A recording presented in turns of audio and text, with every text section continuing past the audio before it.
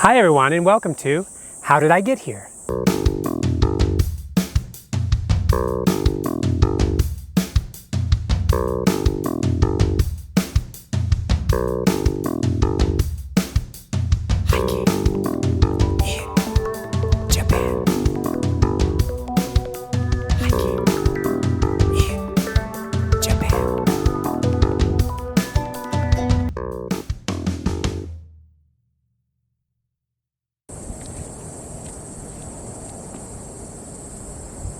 Today I join you from the summit of Mt Bodaiji. Mt Bodaiji is a 353 meter high mountain in southeastern Shiga Prefecture. It has excellent views of Lake Biwa from the rock formations on the summit plateau. And it has a bit of history in the temple ruins of Bodaiji on the base of the mountain. How did I get here? It's time to find out. JR Ishibe is on the JR Kusatsu line. The easiest way to get there is take a train from Kyoto Station, change at Kusatsu to the Kusatsu line, bound for Shibukawa. Get off at Ishibe Station. It's just 2 stops from Kusatsu Station. Go out the station, go straight. There's a little park right in front of the station. That's the location of the Ishibe Juku, which is an old post town on the Tokaido. Walk through that park, past the lone pine tree, take your first right. Walk along that main road on the sidewalk until you reach a big bridge spanning the river. Climb up the stairs that go up to the top of the bridge. When you get to the top of the bridge, turn right, don't turn left. There's no pedestrians allowed on the main part of the bridge. Turn right on the bridge. You'll be on the lower part of the bridge with the higher part of the bridge on your left. Just continue straight, cross over the Yasu River. After you cross the river, the bridge will go down and you'll see a road running kind of in the same direction that you came on the bottom part of the bridge. So cross over the bridge. When you reach those orange construction barriers, turn right on the zebra crossing and then an immediate right on this small road that's going back in the same direction from which you came. You'll go under basically the bridge that you just crossed. Right when you reach that area, there's an intersection with no zebra crossing, and you'll see a guardrail on your right. Kind of jump over to that guardrail, go through the closed road and up and over the next guardrail and continue straight on the road right in front of you. There's no shoulder on that road, but just walk toward the mountain that you'll see straight in front of you, and then take your first right. Walk on that road. There's no shoulder, so be careful when you're walking on that road. It's better to stay probably first on the right side of the road, and then when you get to the Bridgestone tire, cross over to the left, you'll have a little bit more space. Walk for about 5 minutes or so. Take your very first left, and this road will dead end at this temple ruins here. This is the old Bodaiji temple ruins. This temple was built in the 8th century, and just behind me you can see these stone Buddhist carvings from the 8th century. This is the start of the trail. There are a number of different trails up here. I'm going to try taking this first trail that goes past these ruins and see where that leads. I think it's going to take me up to the mountain. After looking at the Buddhist carvings at the trailhead, head straight on that gravel road right in front of you. In just a couple of minutes, you'll see another Buddhist statue on your right, up a set of stone steps. You can go up and look at that one. That one's cracked. But the trail enters the forest here straight. Immediately see number 1 on the tree. These numbers kind of go all the way up. Follow the well-used path up until you reach a junction at number 2. The trail splits here. The main trail actually goes to the right. I went to the left up the adventure course.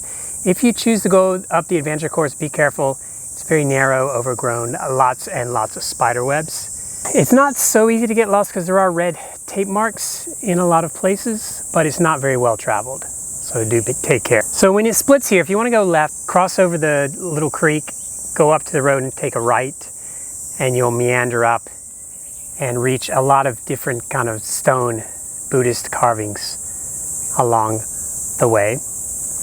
When you reach a rock formation that has some Buddhist pagodas carved into it, take that trail just to the right of those Buddhist carvings, and you'll see a bunch of red tape marks. This trail is very narrow. It follows a steep spur.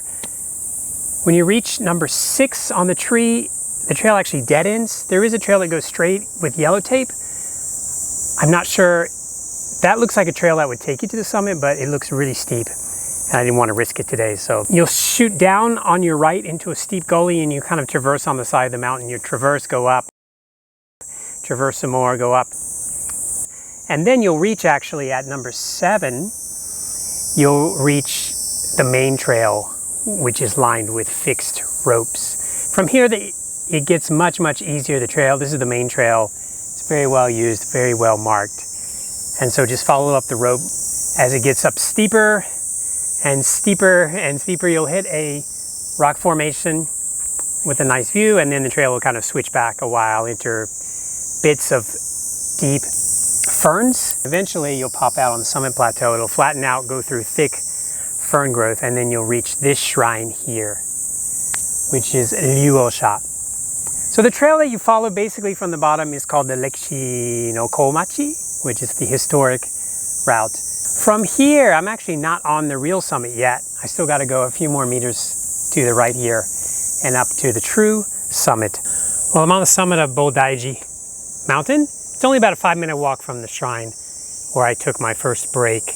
The shrine is actually the south summit, and there is a viewpoint on the far side of that summit. So from the shrine, just drop down to a saddle and you'll see a trail shooting off on your right. That's another way down the mountain. And then when you come up here, the trail splits 1, 2, 3 different ways.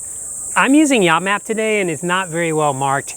This trail is not on YAMAP, this trail is not on YAMAP, and the trail that I came up is not on YAMAP. So the only trail that's on YAMAP is the one that goes straight this way toward the Tembo Iwa, which you can see a sign in Japanese here. So from the summit, just take that trail straight.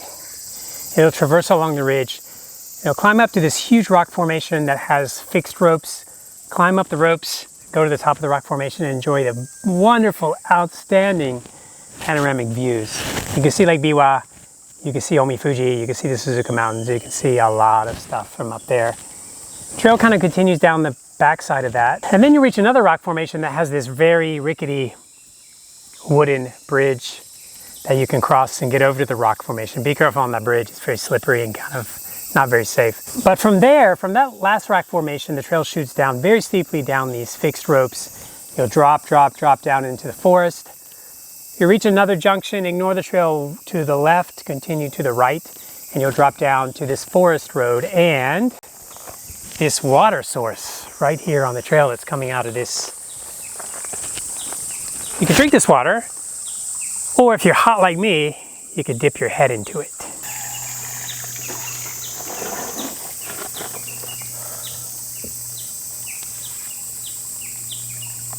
This mountain can easily be done year-round. It does get a little bit of snow in the winter, but it melts pretty quickly. And in the winter, you'll have no foliage, so you'll get better views. In the summer, the greenery is beautiful, but don't come on a 37-degree day. Try to come when it's about 30 or 31. Even though it's only 353 meters high, it's a pretty tough mountain, so don't judge a mountain by its height. Judge it by its shape. So that's it. Thank you very much for watching another edition of How Did I Get Here? As usual, when you're hiking in the mountains of Japan, be kind, be safe, and be smarter than me. Thanks for watching.